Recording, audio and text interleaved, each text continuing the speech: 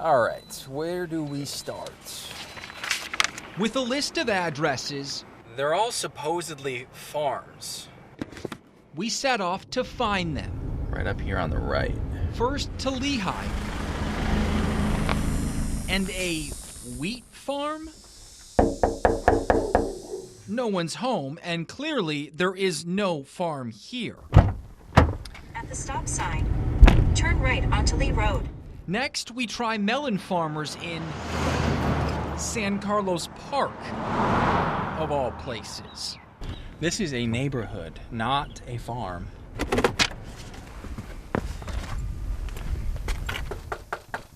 No answer, and obviously no farm here either.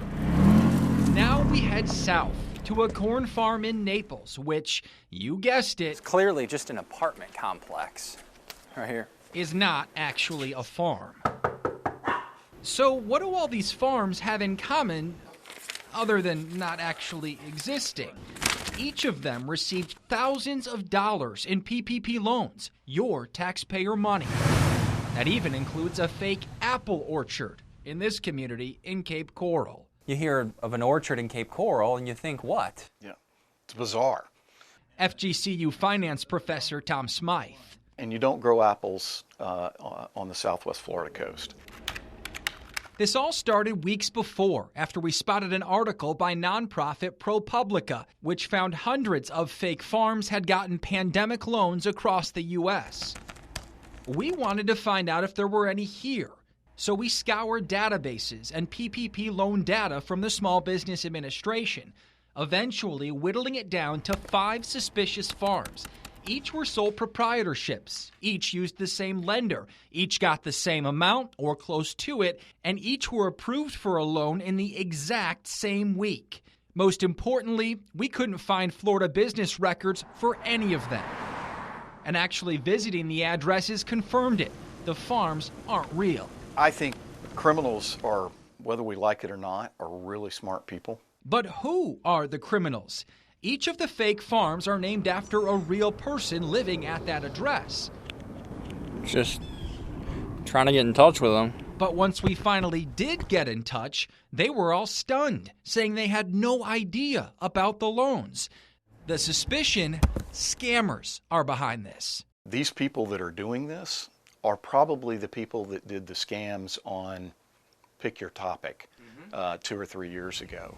ProPublica suggests the fake farms were created by fraudsters using stolen identities and addresses of real people. When we contacted the real people in our area, that suspicion was confirmed. Several of them were recent victims of identity theft.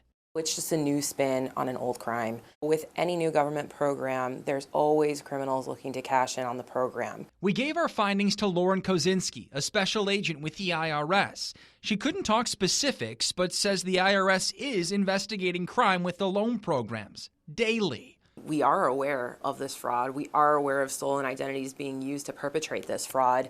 And it's, quite frankly, it's not surprising. These criminals were opportunistic in saying, hey, there's a potential gold mine here.